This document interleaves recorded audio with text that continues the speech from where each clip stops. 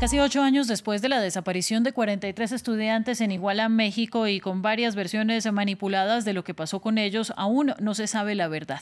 Los jóvenes desaparecieron el 26 de septiembre de 2014 y sus familias siguen clamando por justicia. El más reciente informe del Grupo Interdisciplinario de Expertos Independientes de la CIDH señala que la Marina Mexicana manipuló evidencia sobre el caso al intervenir en el basurero que fue señalado por el gobierno del entonces presidente Enrique Peña Nieto como el sitio donde los restos de los jóvenes habrían sido incinerados, una versión conocida como la verdad histórica. Los estudiantes de la Escuela Normal Rural de Ayotzinapa estaban bajo vigilancia en tiempo real por parte del Estado antes y durante su secuestro, pues su universidad, que tiene fuertes lazos con los movimientos sociales de izquierda en el país, ha sido vista como un foco potencial de subversión.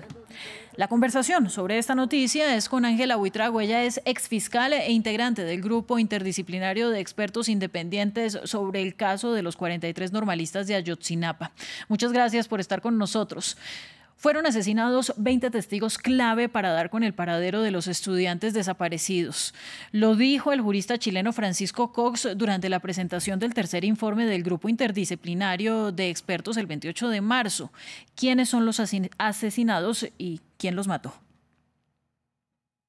Buenos días, gracias por la invitación, Ángela. La verdad es que a lo largo de estos años que han transcurrido, han asesinado a varios de los presuntos responsables de los hechos que fueron dejados en libertad por las torturas cometidas por la detención y frente a la investigación. Varios de ellos habían sido detenidos, varios de ellos se decía hacían parte del grupo delictivo y sobre esos supuestos fueron asesinados a medida que iban saliendo de la cárcel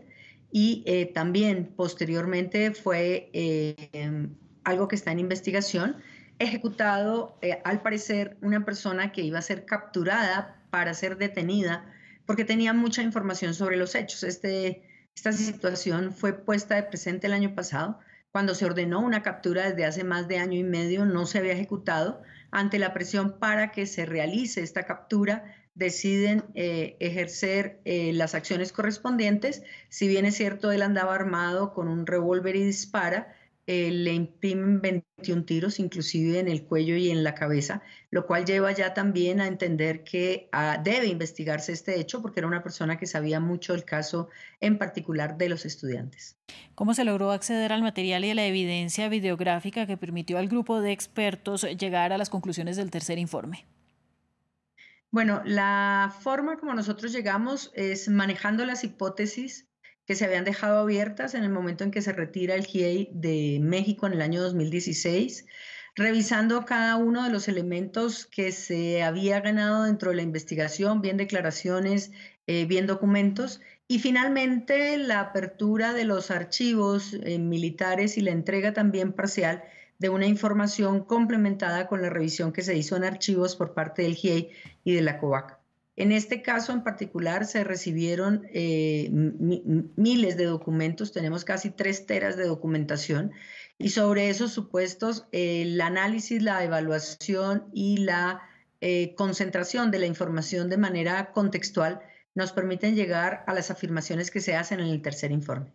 Ángela, el gobierno de López Obrador dijo que un grupo de marinos son investigados por la manipulación en el basurero de Cocula, pero se negó a dar más datos. Sin embargo, ha asegurado en otras ocasiones AMLO que está entregando toda la información. ¿Usted qué opina? Lo primero es que gracias a la decisión del presidente efectivamente se está entregando toda la información que había sido cerrada, que había sido reservada y que inclusive nos habían negado en en nuestro primer mandato. Fue con la firma en el año 2018 y con el regreso del GIEI que insistimos en el año 2020 e insistimos en la presentación de todos los documentos y en la exhibición de los documentos que hacían parte de la noche del 26 y 27 de septiembre del 2014 en las instalaciones de Marina, de Sedena, de CISEN,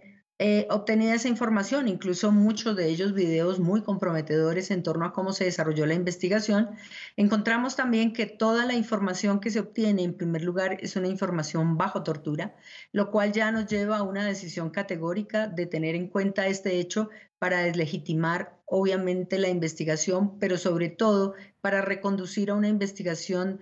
plena de garantías los resultados que se den. Desde ahí también debemos decir que cuando nosotros encontramos muchos de esos documentos, otros no se hallan o no se entregan por parte de la Marina y por parte de Sedena. Posteriormente, CEMAR o Marina nos aparece en el panorama en otros elementos y hechos que no sabíamos que habían existido gracias a la información que recogemos de Sedena. Desde ahí entonces podemos decir y aclarar para todos ustedes, Sedena es ejército, CEMAR es marina, y eso lleva a que nosotros entonces en octubre del año pasado pidamos al presidente la instrucción para que se entregue todo lo que tiene CEMAR, lo cual se nos entrega en la visita siguiente a esa reunión de octubre y encontramos los videos que fueron presentados en donde se ve claramente que un presunto lugar, y decimos presunto porque en ese momento había sido no solamente parte de una indagación indebida con tortura, sino posiblemente un lugar señalado por otras personas, se afectó de manera nociva en el tema de la obtención de la información y obviamente de la forma, como ustedes pudieron ver en ese video, se llega a recuperar ese sitio. Mire, en los dos primeros informes del GIEI se señala que hubo una operación dirigida durante el gobierno de Peña Nieto en la que participaron distintas entidades oficiales para realizar un montaje sobre lo que pasó con estas desapariciones. ¿Qué implicaciones habrá algún día para el expresidente?